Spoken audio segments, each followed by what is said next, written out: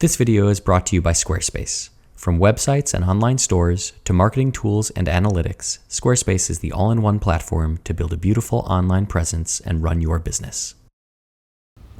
Last time, I stabilized the panel, removed the cradle, repaired all of the checks and splits, and began removing the surface coating. And now I'm back to remove the rest of it. Because this was a synthetic coating that was unresponsive to any of the solvents or other detergents that I have, the only way to remove it is manually by scraping. And it's incredibly slow, tedious, delicate work that's, well, did I mention slow? Using a sharp, brand new scalpel blade, I can slide in between the old surface coating, the original varnish that was never fully removed, and you can see that yellow tint to the surface coating, that's the old varnish, and the paint layer. And because the old varnish was never fully removed, the new surface coating bonds to that as opposed to the paint layer. And I mentioned last time that sometimes bad work is your best friend. Well, this is a case in point. The sloppiness, and by not fully cleaning off all of that old varnish, has resulted in me being able to do this and pry this old surface coating off. So I suppose I should be grateful for sloppy work and poor materials, because at least in this case, while they're not great and have been damaging, they're the only reason that I can solve this problem. Occasionally, I'm able to peel off a section of this surface coating, and while it's incredibly satisfying, it is unfortunately not the norm. The majority of this surface coating will have to be scraped off with the scalpel. And as I proceed removing all of this coating, I'm noticing that it's pretty consistent. At least there's that positive. Sometimes when a surface coating is applied to a painting, it can bond stronger in some areas and weaker in others. But here, it's pretty even. And so you can see that once I get under, I can glide across and kind of skin it off of the painting. You can also see that the painting is not fully cleaned when I remove this surface coating. You can see some residues on that. That's the old varnish that is still stuck to the original paint layer. And that's both a good thing and a bad thing. Good because it means that I can remove all of this additional coating. Bad because it was never removed in the first place and I will have to remove it later on. But ultimately it is what it is and I'm not terribly frustrated by it. It's also possible to see on this surface coating some of the multiple layers as I peel it back. I'm counting some places 2, some places 3, and in one place there were more than 4 layers. I'm not really sure why anybody would think that that's a good idea, to unevenly apply multiple layers of a synthetic coating, but as we've learned throughout working on this painting, the decisions made by the people who worked on this painting last were not in accord with any conservation practices. Sometimes we look at old work and we say, well, this isn't good because it's old and the materials are outdated. Sometimes the techniques are outdated, but they were in accord with conservation practices when they were executed. Work from the 30s or 40s may have expired, but it may have been great work for the 30s or 40s. This work, however, was not good. There is nothing positive to say about this other than I can get rid of it. And while removing this surface coating is not a night and day transformation like some other projects I have worked on, it does reveal a different set of colors. Right now they're very washed out because they haven't been cleaned and there's no new varnish on them, but they're less cloudy, they're a little bit more crisp, and they're a little bit less yellow. And all of those subtle changes will make a big difference in the final outcome. So more and more scraping for me. When I started scraping, I thought, well, I'll just do 1 inch at a time and maybe go to another inch the next day. But ultimately, I ended up spending probably 9 hours in a row scraping this painting. I started and I got into a rhythm and got on a roll, and I figured I may as well just continue. So I did. And while it was long and tedious and kind of exhausting, I think it was the right choice. Sometimes when you're in the rhythm, in the zone, it makes sense to continue on because stopping and starting afresh another day may not yield the same results. And sometimes the massive project you were fearing turns out to be as easy as 1, 2, 3. At least with Squarespace it is. 1. Find your domain name. If you don't have one already, you can look one up and purchase it right through Squarespace's website. If you already have a domain, you can transfer it over to Squarespace, where they offer competitive pricing and seamless integration with their web platform. 2. Choose your template. You can select from one of Squarespace's thousands of professionally designed templates that work anywhere from desktops to tablets, even mobile devices, so your visitors get a unified, complete experience no matter where they are. No coding required. 3. And this is the fun one, filling it up with whatever you like. Now, you are probably going to run into some questions along the way. This is a big project after all, and this is where Squarespace shines. They have webinars, online articles, how-to guides, and videos walking you through how to do just about everything on their sites. And if you still need a little bit more help, well, there's a robust forum of people just like you using Squarespace that are happy to jump in and give you a hand. So head over to squarespace.com for a free trial, and when you're ready to launch, go to squarespace.com/Baumgartner to save 10% off your first purchase of a website or domain. With all of that surface coating removed, I can now remove the remnants of that varnish layer that was never fully removed in the first place. And to do this, I'm using some rolled swabs and some solvent. It's not a terribly difficult process. I've made tests, so this solvent mixture is appropriate and safe for this painting. And I'll start in this corner here, and one thing that I'll see right off the bat is some of the old retouching coming off. Now, I looked at this painting under UV light, and I didn't see any of this retouching, which is strange. Normally, it fluoresces quite strongly. And that leads me to believe that whatever was put on this painting, whatever synthetic coating was put on, was designed to mask this old retouching. That whoever did this work didn't want anybody to see that they had done retouching on the painting.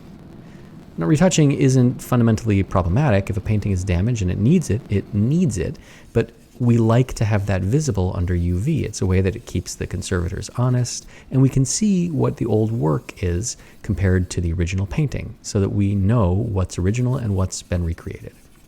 So you can see up here where the fill-in is along the top edge, that kind of cream color, that was all retouched. Now, another thing that we can see is that there were losses, quite a bit of them in fact. Unfortunately, the stabilization efforts that I did to prevent these losses were not successful. The bond between the surface coating and the flaking paint was stronger than the bond between my adhesive and the panel and the flaking paint. And this is unfortunate. We always try to prevent this from happening, and I worked incredibly hard and incredibly slowly around these areas to try to prevent this, but unfortunately, this is just what was in the cards. The decisions made by the person who worked on this in the past resulted in the paint layer flaking, becoming detached from the original support, and becoming fragile. I tried, and in some cases, I did have good results stabilizing the paint and prevented the losses, and in other cases, I didn't. And it's unfortunate, but that's sometimes what happens when poor decisions are made on paintings. We just have to clean up the mess. Now, one of the big questions about this piece was around the toilet, because the toilet doesn't look like those of the other paintings by this artist of the same scene. There's no hole in the toilet and there's no excrement on the step. Now, under UV light, nothing fluoresced. There was no retouching, but I could see that there was retouching. And so, by removing it with a solvent and the solvent gel, we can see that yes, there is a hole in the toilet, and yes, there is excrement on the stairs. Covering this up because it was offensive is just completely bonkers and totally inappropriate. It fundamentally changes the artwork, and it's an offense to the original artist. So uncovering it reveals what the artist originally wanted, and I have never been so happy to find a pile of excrement on the floor. Now, in addition, there is a lot of overpaint that doesn't come off with solvent or solvent gel. And in those cases, I have to turn to scalpel and more scraping. And you can see just how much there was. See, all of that white that I'm removing, that's fill-in material that's on top of the original paint. It's okay to fill in losses. It's not okay to cover up the original paint. And that's what they did here. And again, none of this fluoresced. I couldn't see any of this under UV light. Nefarious, to say the least. With all of the old work now removed, the surface coating, the old varnish, all of the old overpaint, I can begin filling in the losses. And this includes the gaps where the panel was bonded back together, because there's always a little bit. In addition, when the panel splits, sometimes there's a light paint loss along those edges. and the areas of loss that happened during the removal of the surface coating. Once I've applied the fill-in, I'll start to remove it with my hands. It's soft and pliable, and it's really easy to get a feel for what's level, and it's just easier to do it now than it is to wait until it's completely dry. Now, this doesn't always work. On big gaps, we have to let it dry, but on these really small cracks, I can do it right now with my hands. I'll go ahead and I'll fill in all of these losses. I'm not terribly concerned about the excess fill-in material all over the painting because that will get removed in the next step after it dries. So unlike the person who worked on this last, I'm not satisfied just to cover up original paint with the fill-in and then retouch over that. That's ridiculous and completely inappropriate. So using a swab with a little bit of water, I can soften up and lift off all of that excess. And I just want the fill-in where there are losses, not over any of the original paint at all. This is probably more tedious than the last person had patience for, and which is why they let the fill-in medium cover up the original, but that's part of the job. And if that's too much work for one, well, maybe it shouldn't be one's profession. Once I've removed all of the fill-in material, I'm going to apply a synthetic coating of resin on top of this panel. And it's going to do a couple of things. One, it's going to effectively seal up all of that fill-in material so that it doesn't absorb the retouching paints and cause them to be matte or look different. And two, it's going to create a really, really beautiful surface for me to retouch on. Sometimes wood panels are harder to retouch on because the paint is slippery and it doesn't stick as well. And then finally, well, it's just going to radically change the painting. You can see how much brighter and richer it is. And I want to retouch to this, not the washed out and dried painting. Because if I match my colors to the washed out and dried painting, when I apply the final varnish, everything will change. So by applying this isolation layer, I can ensure that my retouching matches what the painting will look like when the final varnish is applied. This type of retouching is both really exciting and really stressful. It's exciting because I get to rebuild an image and there's a lot of detail, a lot of really fine brushwork, so I get to challenge myself to match it and to meet what the artist did. And I also get to see the image come together. But it's really challenging because it's really detailed and it's really hard to paint like another artist, particularly with these retouching colors, which don't really blend and they don't act like oil paints. So it's not as easy as doing this in oil paint. But of course, I'm using these retouching paints because they're fully reversible, and that means that not only will they fluoresce so that we can see what I've added, but if ever they need to be removed, it can be done without running risk to the original painting, unlike the work that was done previously. So I'll continue working to put the image back together, referencing the original and the photos I had taken before any work started, and I'll daydream about what these fellas are thinking about, what this experience must have been like. And hopefully, I can put it all back together.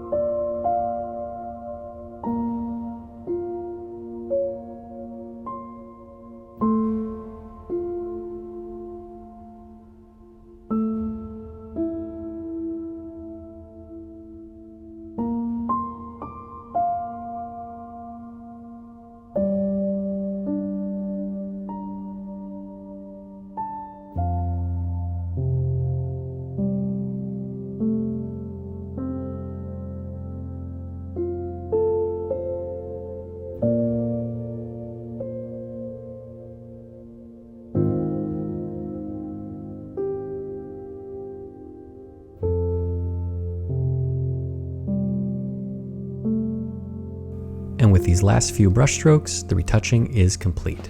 And it's time to apply the final varnish. Even though the painting looks pretty good right now, it can look better. So applying a synthetic resin ultraviolet stable plasticized varnish will enable me to do many things. First, it will unify the sheen, take away any areas of blotchiness or shininess that cause distraction, and it will protect the painting from handling, from dust, dirt, and most importantly from ultraviolet light. This varnish is plasticized, like I mentioned, which means it's flexible, so as the panel moves, this varnish won't crack and become brittle, which is really important because that means the varnish will have a longer life and it won't need to be removed as frequently. But if ever it does need to be removed, it can be done so in about 15 minutes with a solvent that won't hurt the retouching paints or the original. So once the varnish is applied, I'll brush it out to get a beautiful sheen, and then, well, I'm all done and I'm ready and excited for Bob to see his painting. It bothered me because there are a couple of other versions of this painting, and it's a tavern peasant scene, and in the front right corner is this toilet. Right. It's a chair, but it's a toilet. And in the other versions that I've seen, there's a circle in the middle, and there's also excrement on the step. But in my version, it wasn't there. It wasn't there. And so that it made me think, well, maybe this is a later copy. Right. However, when you looked at it, you looked really closely and said, I think that's overpainted. Yeah. And sure enough, it looks right. This is how it should look. One of the big questions you had about this piece was if it was potentially by the artist or by a studio or a later follower or just a much later copy, because that happens in art all the time. And one of the things was the fact that that piece of the painting was missing. Right. Which kind of lend credence to it being maybe a copy or a later production or something century or something. Exactly, not right. 17th Right. century. And when I saw the painting, I looked at it, one of the things that I was really taken by, and we talked about this, was how finely painted it was. The incredible detail that's in the brushwork. And as I was looking at it and examining it, I saw what looked like overpaint on the toilet. Now, when I blacklit the painting and I looked at it under UV, it didn't fluoresce. Right. In fact, nothing fluoresced because there was a very, very heavy coating of a synthetic, actually there were multiple coatings of synthetic resin on top. And so none of the retouching that I ultimately found was fluorescing. So this was kind of one of those, well, we're going on trust and hope because the black light didn't tell us anything. But ultimately, when I started to clean it, I started to find more retouching, which, it is what it is. It's an old painting. But we have our toilet now. It looks exactly correct. Yeah, like Yes. it looks exactly like all of the known versions of it. And to me, the colors in this one are better than what I've seen in the others that are out there. From what I've seen compared to the other ones, this one feels more complete, more fully rendered, and has a level of detail that isn't present in some of the others. Things like the stitching in the head covering and the little snot that the guy's blowing his nose with a farmer's right, blow, and yeah, then you can see absolutely. the snot coming out. Yeah, but everything from down to the ruffles in the clothing, the wood grain on the posts, all of the subtle little things are present in this one, and in some of the other versions that I researched, they're just not as fine. And to think that the original by Adrian Brower is missing, and they don't know where it is. Right. Well, wouldn't that It says Adrian Brower. Well, that would be wonderful. Yeah. It's such a wonderful painting and so rich and so vibrant and so quintessential of what Brower became famous for, right? Like he invented this scene, right? You were saying? Yeah, he was really known for pioneering these peasant tavern scenes, kind of in the style of Bruegel, but Brower brought them inside and created this peasant tavern scene that was then copied by students and followers of both Flemish and Dutch masters. Gotcha. He was really the first, though. He has like under 60 paintings known to his name. Okay. He never signed his paintings, and he only lived to be 33 years old. That's young. 60 paintings in 33 years? Well, not even 33 years, right? Right. He died of plague. Oh, really? Yes, his paintings were found in the collections of Peter Paul Rubens and Rembrandt. Okay, so he was known, he was popular. Yes, he was famous. popular at the time. Yeah, okay. And Rubens he was buried in a mass grave when he died, and Rubens raised money from his artist friends to have it exhumed and have him properly buried in a church. That's fantastic. Wow. So one of the other things that we had to contend with was the massive cradle that was on the back. Now that was put on foolishly because somebody wanted to flatten the painting. So when we removed it, the panel now has a bow to it, and of course the frame, the rabbit, is not bowed. So we had to make a little slip liner, which occupies the gap in the edge, so we don't have light shining through. You said it was scored on the back. Yeah. Do they do that for purchase for the cradle? Is that the idea? So what they didn't do was clean the wood, right? And so if they would have done that, the bond would have been exceptional. But they left the wood dirty, and then they glued directly to the dirty wood, and their answer was to just score the back of the wood. To get more purchase with the glue, so it would hold tighter. But that had no effect. Now, had they cleaned it or sanded it, we wouldn't have been able to take the cradle off because the wood bond would have been much, much stronger. So in many ways, the story of this painting, the poor conservation actually helped, right? Yeah. I mean, I've told you this before with some of the other paintings. Sometimes lousy work is our best friend. The fact that they didn't fully clean the painting and remove a layer of natural resin varnish, the fact that they didn't clean the back before they glued the cradle on, all of those things ended up helping us remove what would have otherwise been really, really difficult, if not borderline impossible to remove. The coating on this painting was not receptive to any solvents, so it had to be removed manually. So what's next for this painting? Well, I think I'm probably going to end up reaching out to the 2 auction houses that have had this painting in their copies of this painting, or versions of this painting. Yes, versions of this painting. There are 3 known versions. We'll see what they say. Very interesting. Thank you. I appreciate it. It's fantastic. Well, thank you, Bob. Now I have to find a good wall to put it on. Well, don't fall in love with it if you're going to sell it.